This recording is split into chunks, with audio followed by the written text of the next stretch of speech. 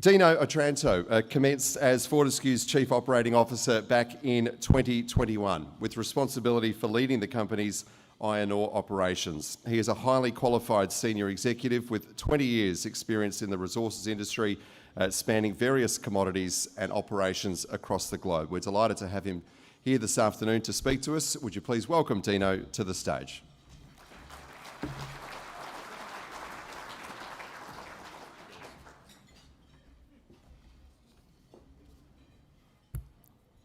Not quite as tall as Tim.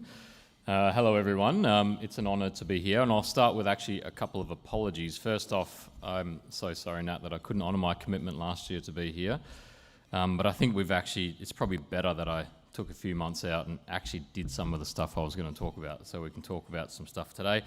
And second apologies is for anyone who was at the Heavy Haul Rail conference yesterday. You're going to have to hear my speech again. I'm sorry. Probably most importantly, start by an acknowledgement to country, acknowledge the Whadjuk people of the Noongar Boodja, but also the 7 First Nations groups we are affiliated with in the Pilbara, and we pay our respects to elders past, present and emerging, and all of our fantastic Aboriginal up-and-coming leaders at Fortescue, some of which are here today.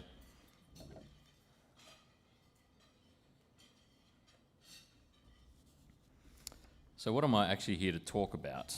A lot of people have hit me up already and saying they're quite excited about what I'm here to say.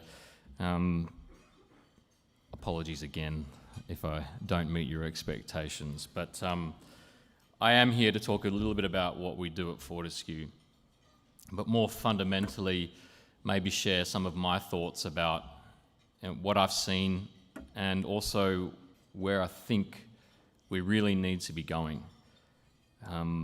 And it won't be a surprise that I'll talk about decarbonisation and climate change significantly, but I won't talk about the science, I won't talk about the data. I'll talk about my own observations. But before I get into that, quite clearly we are an industry that's almost 100% dependent on fossil fuels, which, if you like it or not, is 100% the direct correlation of why the planet is cooking right in front of our eyes. And what we've been able to enjoy in our lifetimes, every day almost, and we talk about the next generation, but maybe it's this actual generation that may not continue to live the lifestyle that we've enjoyed it. Last week's IPCC report, for me, was shocking, and it's starting to raise the question is maybe we don't have the time we thought. So my view is that we kind of created this. Victoria, we talked about generations before. In my own view is I think every generation is now incumbent to actually change it, wherever you are in the demographic of life. So let's start with Fortescue. The story of our iron ore business is probably well known and has been spoken up here in the past, but we are no longer just an iron ore business. We're diverging quite rapidly into an energy business, but really what I'm here to talk about today is a business that's rapidly changing its own DNA from within to decarbonise our operations. And those words, I think, come off our tongue in our industry far too easily. When you actually understand how hard it is to do what we're trying to do, we have to work differently and together in order to solve some of these problems. I think there's actually just no other way possible. So we've set out quite an ambitious an externally publicly committed target that by 2030 all of our mines and terrestrial operations will go green. In the usual Fortescue stretch target way, the internal target is actually a little bit more aggressive than that. And looking around the room, there's some people here actually accountable for delivery of certain aspects. So if I can't answer all those questions, I'm looking at Gary Brogden, one of the dinosaurs of our industry. Gary, one of the most respected guys I've ever known, he's actually the man accountable to make sure our fleet solutions meet that 2030 target. So if anyone can be converted, Gary? Maybe. And we talk about a value of real zero, right? And it's been in the press quite a lot lately, where our ambition is not to use any offsets in that target whatsoever. Makes the task even more daunting for us. So let me talk a little bit about myself. This is half the reason I didn't pitch up last year, Nat, because talking about myself is quite hard to do, but it explains a little bit about why I'm here, why I'm back, and really why I'm existentially passionate about this topic. So I grew up here in the hills of Perth, but coming back just over a year ago had much more to do than just my family to come back to Fortescue. Interestingly enough, I was part of decarbonisation when I left school and didn't really know it. My first job was to, remember the mad cow epidemic? Everyone's old enough to remember. Well, Europe had this issue, two issues. They needed to get themselves off brown coal and power stations, but they also needed to get rid of these dead cows everywhere, right? Well, cows are carbon's coal, so let's put them in the power station and burn them and produce power. That was part of the solution. So that was my job, is to work out, well, what was left inside the power station when you burnt this renewable energy source. Interesting how that's now still the challenge in using biomass in power combustion systems. Since then, I've had the absolute privilege to work across the planet with some of the biggest mining organisations. And why I say that, I've had the ability to see firsthand the really positive impact that mining has for society. And I think everybody normally stands up here talking about that. But maybe I'll talk to the other side. I've also seen firsthand some of the devastating impact. And I shared a story to some of the Civio people earlier who I was having a chat with. The neurons in my brain actually were changed with a catastrophic event that killed 271 of my colleagues. And I can tell you one of the direct causes for that were the very real effects of climate change, where flood patterns and unseasonal rainfall landed in this particular area of Brazil, which no one would have expected to happen before. And again, I didn't kind of associate it with decarbonisation. And then working in the northeast of Canada, one of our pieces of equipment was this amazing icebreaker. There's a Netflix show on it. It's quite phenomenal. Takes the ore from the top near Voisey Bay and actually drives through solid ice. Now, part of our license to operate, or our obligations to First Nations, which we often talk about, is this concept of not impacting the environment that we operate in. Well, every year the ice would freeze over, right? And that was quite significant for the First Nations groups there, because the caribou would then travel and the community were able to do their hunt. Well, I saw it for the first time where that ice didn't actually freeze again. And then kind of being the Perth lad, the usual kind of thinking of, well, it happens to everyone else. Recessions to happen to the East Coast, doesn't happen in Perth. Climate change doesn't happen in Perth. And then the photo on the left, I was joking with our comms team, was, why did you put this one in? But I kind of see myself a little bit now in that photo. It's kind of where I grew up, was in the bush. Maybe the kangaroos, me, although I'm a migrant to the country. But the flame in the background, right? That for me has been a risk that I've grown up with my entire life, and every year that's getting worse and worse and worse. So really that's what I'm here to talk about today, is a little bit of a call to action. And as you travel around, I think we run the risk that Perth may be too late in that action, right? And again, this is not just a call for action. I'll plead, I'll beg, whatever I need to do to help you convince yourselves that we need to get moving because we are running out of time. I don't know what else to do. We've got to get going with this. The technology is there. There's no more excuses. Other countries are doing it. Yesterday, Canada just dropped a whole bunch of money to fast-track the decarbonisation industry for that part of the world. We need to get moving, is my message. Because what I really worry about is those three little guys, right? They're my boys, and that's what I do, Find your why, whatever it takes, just please get moving. And if we can be part of that to help and collaborate, that's what we stand for. So this guy I owe a lot to. He certainly, I think, sets the scene and the path for others to do what we're allowed to do.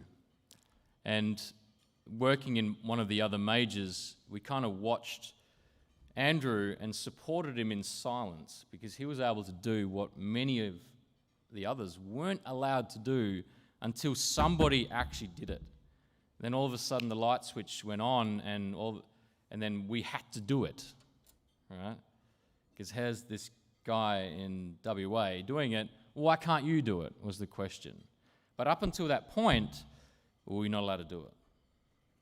And I think this dichotomy that has faced me for a while. So, when the opportunity came, it was just a no-brainer for me.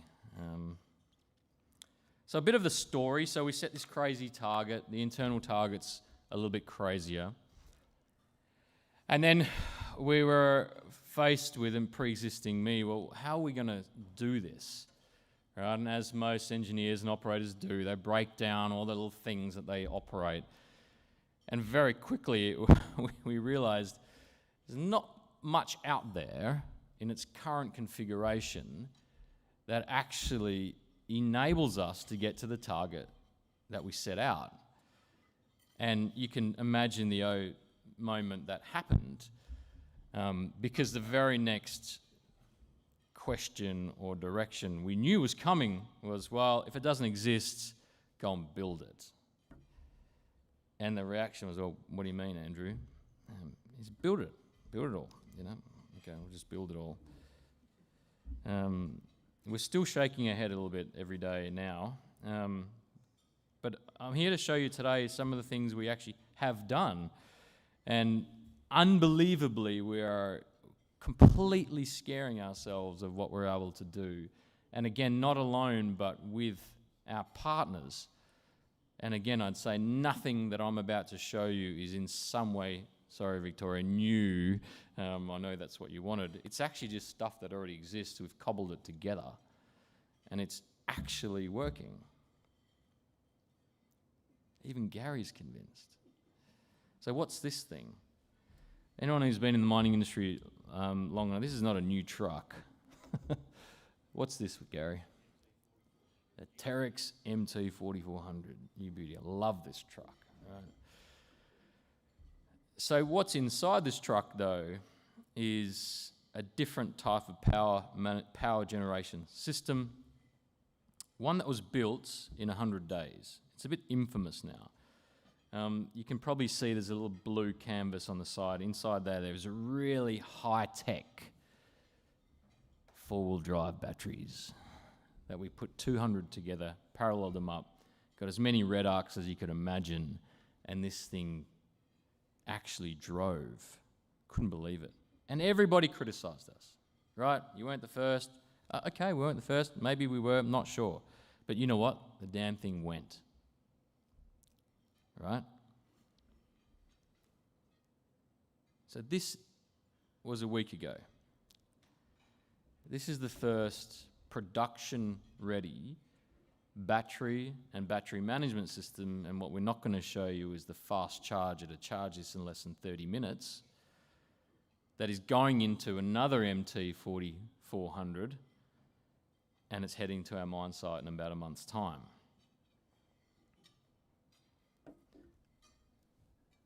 When was that, Gary? When was that? It was about a year ago, maybe? Yeah. And that's today, right? So it can be done, and you don't need to wait 10 years or 15 or 20 years for product development to happen here in WA. It happens, and it can happen quickly. But we made a lot of mistakes on this journey. And the first thing we realised was 200 four-wheel drive batteries ain't going to cut it.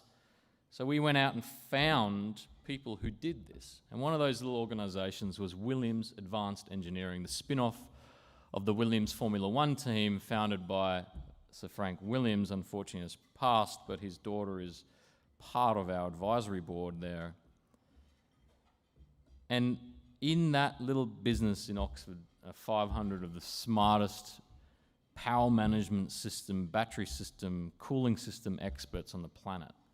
And the reason why they exist is for one sole purpose, and it's not decarbonisation, it's the Formula E racing circuit. And what we found there was an unbelievable power distribution system that, if you're able to scale it up, was competitive with diesel and met our objectives for a mining environment. All we really had to do was just put a whole heap of them together, like this, and jam it into an MT4400, which is what's happening right now in Hazelmere. So the next problem that we had, though, was, well, how are we going to get all these MT4400 shells, right? They kind of don't exist anymore. Well, in the old format, that is. So we put an expression of interest out. The story's a bit famous now. Liebherr came to the party. They said, you know what? We're okay to open our entire business model and allow you to supply us with the heart and almost the existential supply parts model for a truck and work with us. So that's what we're doing. We're converting our entire fleet in the next few years to this type of technology. So also part of the decarbonisation agenda, and I'll talk a little bit more about the toys we get to plug in here. And I've noticed that the presentation's a lot about the consumption side. But there is one and probably more important side of our decarbonisation journey that I want to share with you, is the generation side. So currently, most of our electrons and power is derived from diesel, gas, and some off the grid, and you can say potentially it's from coal in the southwest. In the future, that needs to be renewable to meet a 2030 deadline. So we're talking north of a gigawatt of wind, north of a gigawatt of solar. And if you know anything about wind, a gigawatt of wind is a lot of wind towers, and each tower has 3 blades. Think of the logistical challenge that we have in front of us to meet that 2030 timeframe. A crazy idea that came from the French delegation that come and visited us, because they were getting interested in this, was we have these things called air whales. And I thought he said air wheels. And he basically showed me a picture of a blimp that can carry blades 2,000 kilometres. And I share that story is because we were so stuck in using ports and rail and road, and we just couldn't work it out. And then somebody who's been doing this already for an industry that's quite mature comes and suggests something like that. And that's still quite a crazy idea. You're going to fly a blimp to the Pilbara with blades? Who knows, but we probably will. So this is part of a bit of our story. On the truck side, I'll share, which is what the rail group yesterday, I'll say mostly fraternity, it was a bit disappointing, but the group yesterday was very interested in our 3 different types of technologies around solving rail. So currently we have a significant rail network. It's a 500 kilometre round trip. In our ore body is located at a relative sea level higher than the sea, about 500 metres. So the idea was, or the challenge was thrown to us as surely there's a lot of energy in that height differential. Well, there kind of is. And we went out and worked with Williams, and they were able to calculate the amount of potential energy we had, and we were dumbfounded by the fact that we had, instead of thinking of the train as a liability for energy, the train's potential is actually a generator of electricity. And the reason being is you apply so much force to slow the train down from the Hamersleys and the Western Ranges to the port, that you're able to use current technology and traction motors to generate enough energy to fully power its return trip up the hill. So that led to the inception of the concept of the infinity train. Everyone's a Netflix ad, loves Netflix. There's a show called Snowpiercer on Netflix. I encourage you to watch it, because that was a little bit about how the design actually happened. We were watching Snowpiercer on WhatsApp, and there we go, we have an infinity train. The first of it is actually being developed in Hazelmere with that same battery technology that I showed you earlier. So you're starting to get a bit of a theme here. The second strand in our loco strategy is more conventional, and it's off the shelf. So this is part of our modernisation program. These are two new battery electric locos from Progress Rail in Brazil. And they have already entered, they will enter into our fleet very soon. I saw them up in Headland. Now, the one that's particularly exciting for a lot of people is this.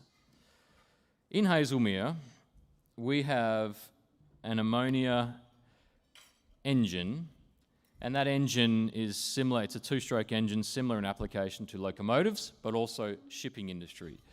And we've recently been trialling different fuel mixes of ammonia and have had some early success with 100% ammonia-based fuel in a two-stroke engine, which we've trialled here in WA. That's it in Headland. That's a big ammonia fuel tank behind it, and that loco is currently in Headland. We didn't do a lot of press on this one, and it's getting quite a lot of attention sitting out in the yard, particularly for those in the North American market and the markets or the applications where you don't have that gravity potential.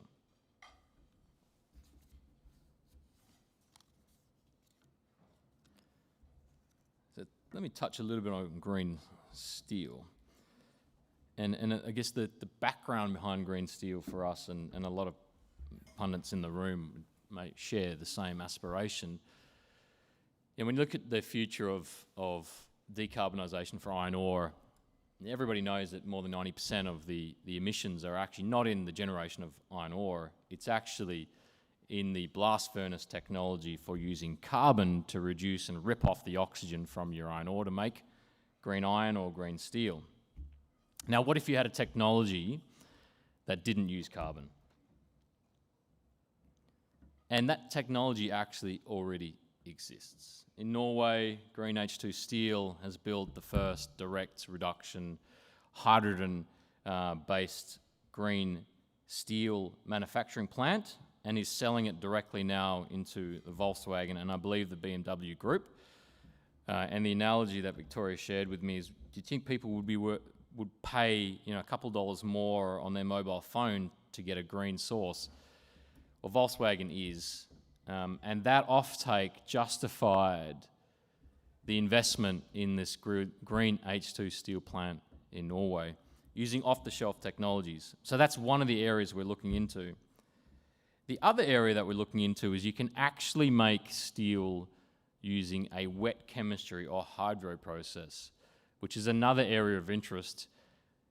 Very early stages, but we actually did make a breakthrough a couple of weeks ago, which we reported, where we made green steel using an electrolytic process here in WA, and most excitingly for me, the mining guy, from low-grade iron ore.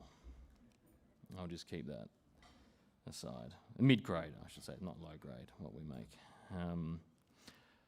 So I've talked a bit about kind of the, I guess, maybe the more climate change-related whys. Now, there's also an economic imperative for us. We don't believe in offsets.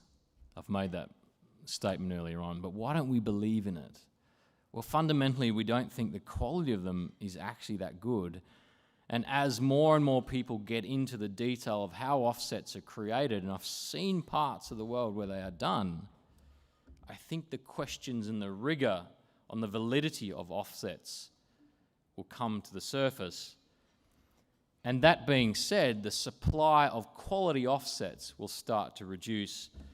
And this is not our own data, but the forecast price of offsets is about to explode.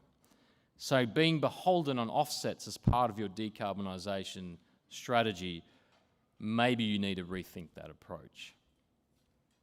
The second one is not only diesel price volatility, but diesel security. And it's been obviously exemplified or exaggerated in the last few years with what's happening. And just by chance, I read Saudi Aramco's NPAT, $170 billion in the last year. NPAT. It's crazy, right? Because of this. So the question we have from many mining operators is the cost base is largely driven by that fossil fuel source. And do you want to be beholden to an industry that not only has the price volatility, but arguably with the geopolitical tensions going on, strategic supply risk as well? So I'm coming now to the end.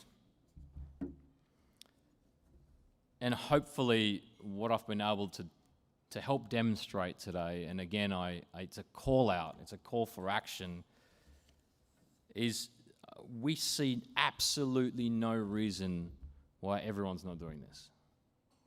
It's the right thing for the planet, it makes money, the technology's there. What's holding us back? I just don't get it. Seriously, I do not understand. And I urge us, just get on with it. And our doors are open to help people.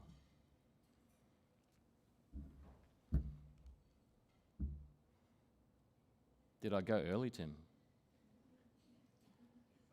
Keep going. Well, that's the end of the presentation, Tim. But I'm happy to answer any questions. I actually cleared the calendar for the rest of the day because I want this to be a debate. I want us to get real about the conversation. Call my bluff on this. I'll hand you one of those. And I'll take one of these and I'll get my phone out and see what questions we've got to put to you, Dino.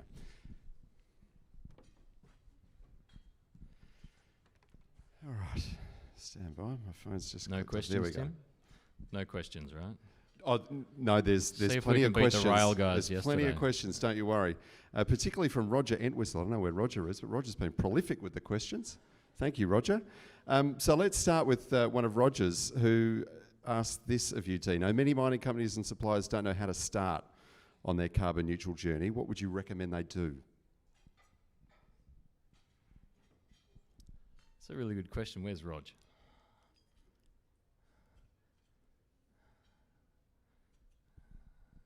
Roger's not even here. He's asking questions from the back. Down that way, I think, maybe? No? My advice would be, and we're dealing with this issue at Fortescue right now because we have, the way we're structured, Gary's part of a team that we've resourced up to expense the $6.2 billion public commitment we've made. Now, for me, that will account for about 80% of the real work. We still have thousands upon thousands of applications that we have no idea what the solution is. I'm talking about green generators, lighting towers, which someone's tried to sell me a solar lighting tower yesterday, which exists right everywhere. in our organisation, you'll use fossil fuels, okay? And I would suggest whatever size business you are at, it would be the exactly same profile. To answer that question, I look at my own consumption, right? I installed solar panels for the first time, and I was too tight to buy batteries, right? So now I look at this app, right? Every day, if someone knows about this app, you'll see the power that you get in, right? Now, I'm still connected to the umbilical cord of the grid, right? So I have a get out of jail card when I want to use the aircon and the heater, right?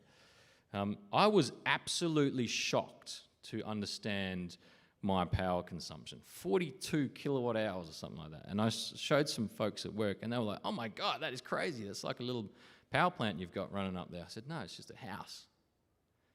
So I think my encouragement is get data, understand your business. When you're faced with the constraint of mining equipment, dollars, whatever it is, the first thing you'll do is get knowledge. You'll go down and understand it, the data at source, find out what your constraint is, and you'll do something about it. As soon as you find out what your energy constraints are and make it a constraint, you will do something about it. It's just human nature. Right? It's like if you want to give up smoking, if you're aware that you need to give up smoking because it's existential, you'll quit. Right? Question anonymous this time. In regards to the electric truck fleet, what was the catalyst for FMG to take the engineering development in-house and not challenge the vendors to develop this? So it's not a binary answer. It's not we're on this course and that's it. Well, we did challenge the vendors, and unfortunately, this is just fact, and it's not because we're arrogant. I think the time frames just weren't there. So when we went out to market, the time frames were 2035, 2040, 2045. And when you see most people's public commitments, they're actually associated with this magic number of 2050, which means nothing because I'll be dead or I'll be retired and hopefully fishing by the time it ever comes to fruition. So it's the next person's accountability. That's what 2050 means. But 2050 actually came from suppliers telling organisations like us when their equipment will be ready. So all these great plans of decarbonisation, all we did was just add up all the targets and pick the lowest common denominator, which is 2050. It's basically how these things happen, right? Well, again, why did we do it alone? Because of Andrew. He said, no way, it's not going to happen. And what's been interesting, though, is although we've kind of maybe been the top 2 or 3, movers, what's happened in the last 6 months, and I met with 2 major suppliers of heavy earth-moving machinery this week, they've actually leapt over us in some of these areas. So that's great. Now I can tell my Broggo's team, sorry, buddy, you're too slow. I'm going to go and buy off these folks. Because our mission is to decarbonise. It's not to build trucks. I might bring it back to trucks just for a moment, though, because there was a question off the back of that's kind of related. It wanted to know how quickly you could upscale from being more or less a prototype to having electric power generation through your entire fleet.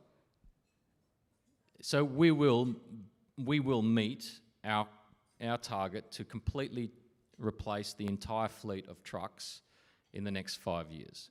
Which gives you the understanding, once you go and find out how many trucks we are, you back calculate the manufacturing processes that need to be built, that Liebherr and Williams, so us, are investing in now, facilities to build battery packs, assembly lines, and the new truck fleets that we need.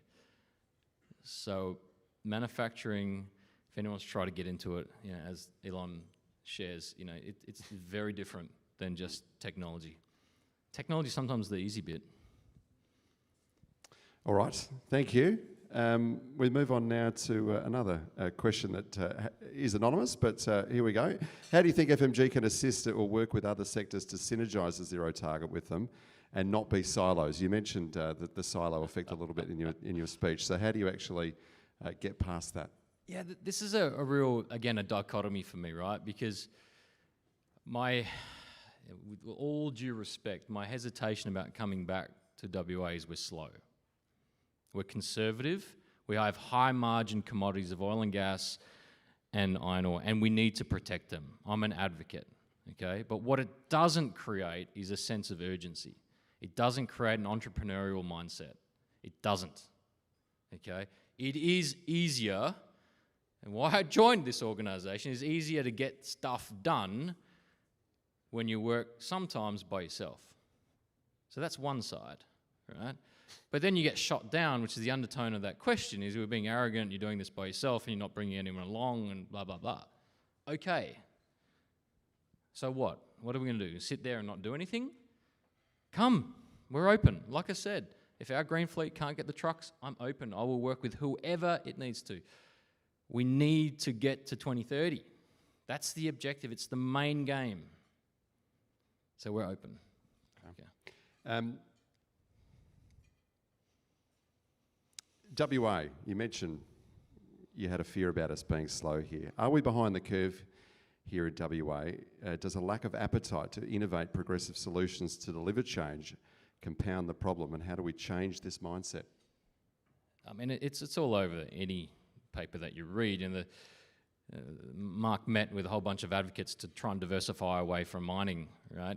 I think, one of the risks, again, with high margin businesses and very wealthy streams, and Texas is going through this, Saudi Arabia is going through this, is a lot of people have made a lot of money on those areas, right?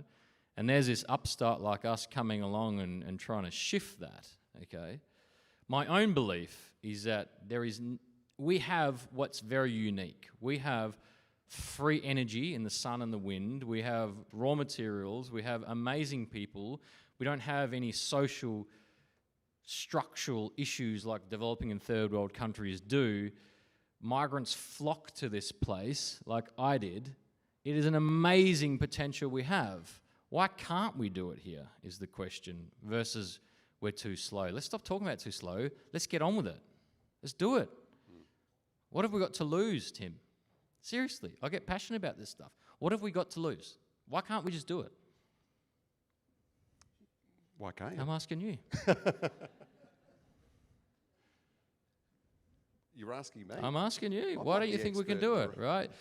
I mean, this is what we've got to challenge ourselves. We've got to get uncomfortable with this question. Go for it. Make some mistakes. Trust me, the world will not end. I do have a final question for you, which I'll get to. Making a I'll just journo ask one speechless more is real good. question. I know, I'm thinking, hang on a minute, I'm supposed to be the one asking the questions here. I wasn't sure if that was just for dramatic effect. You were staring at me saying I'm that, genuinely Dino. interested. You're a Yeah. celebrity here, man. Let's I wanna talk understand. afterwards. Yeah. I've got some ideas. Loads of questions coming in here late, so I apologise in advance to those I'm not going to get to. In Australia, there seems to be a rush in business to be the first, to be the second when introducing technologies. How do small businesses get a voice to be first? It's a tough one, right? And I'm here speaking with such passion because we're allowed to, right? You work for a company that has the means to fail at being first. But often, when you're putting 10% of NPAT, which is $1 billion, that's a very, very privileged position to be in. Don't get me wrong. So maybe the counter to that is find what your niche is. What do you think you're really, really good at? Get away from the sales pitch. Find something that you think gives you that competitive edge and come and talk to us. Like the guy with the blimps. Right? Let us take on a bit of that risk. I think Just it's make sure you incumbent. tell the federal government first so they don't shoot them down. I think they might be something that shouldn't be in the sky. That was you, Tim, not me. So I'm not getting in trouble for that one. Final question. Someone wanted to know where you're going to go fishing. 45 metres depth off Cape Naturalists. Yeah, That's your secret spot. it's somewhere Not out so there. secret anymore. Dino, thank you. I'll get you to stay there just for a moment and invite Nat back up to the stage for a final vote of thanks.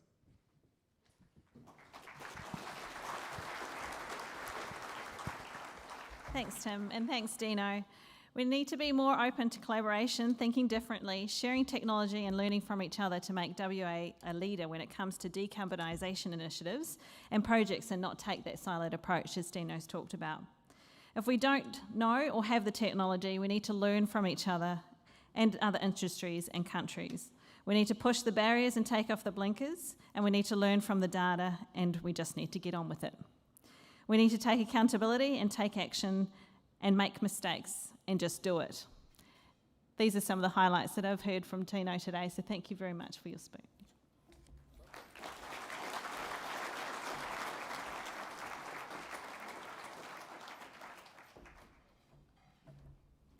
Thank you again, Nat, and thank you, Dino, for your words. It was definitely worth the wait, so thank you for joining us this afternoon. We have a few door prizes just to wrap things up this afternoon. Suzanne Webster is here with us from ATI Mirage. Suzanne, you can stay where you are, I think. Suzanne's just over there on table 1. So if you've got any questions about ATI Mirage, then head over to table 1 and find Suzanne, who's just in the green jacket over there. They have kindly donated a training voucher for one lucky punter in the room.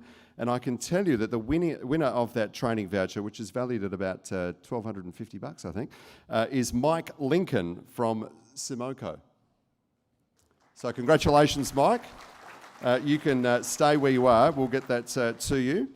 We also have a prize from Thorian Energy. Jeremy Newman is with us from Thorian, so I might invite Jeremy up to the stage to tell us who our lucky winner is. And I'm not going to steal Jeremy's thunder, but I reckon this prize is your idea. It's a cracking idea. It's going to go down a treat to whoever the lucky winner is. So, Jeremy, I might get you to do the honours and tell us what the prize is, and then you or I can say who the lucky winner is. Go for it. The prize today is a $700 voucher for the Sea Restaurant. It'll be a very, very nice meal for 4 people.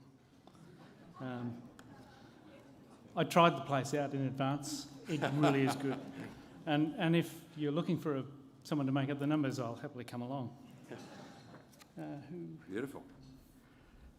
So the winner is Terry Burns from Warbroke Burns.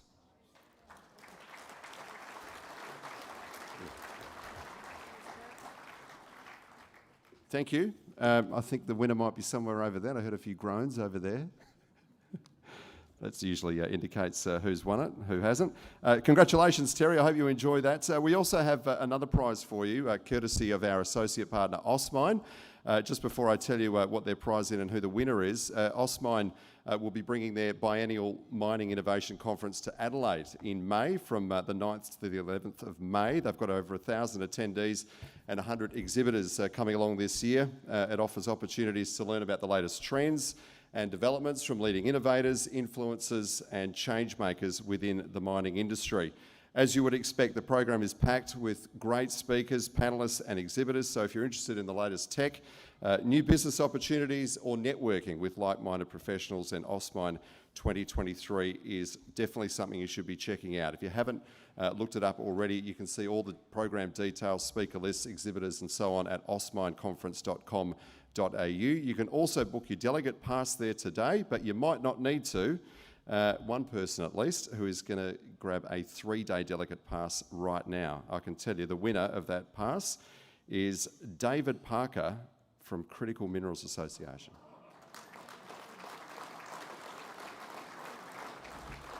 Congratulations, David. You are off to Adelaide, it would seem, in May, so enjoy that. Once again, would you please thank our valued sponsors this afternoon, Thorian, AmCap and Grounded. So thank you very much. And that brings us to a close here this afternoon. If you would like to continue networking this afternoon, we'll have the room here for just a little bit longer. About 2:30ish. If you want to network beyond that, then by all means head over to the campfield. But if you have parked your car on the Marley lawn at 3:30, that Marley lawn car park is closed off. So remember to move your car before that 3:30 deadline, otherwise you're going to have a bit of a problem.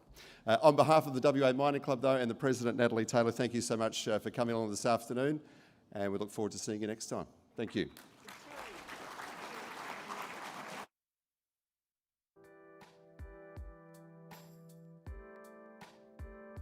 No? Terry Burns. If Terry Burns is around, could you identify yourself? Maybe come up and see Cass up here at the front so we can give you your prize. Thank you.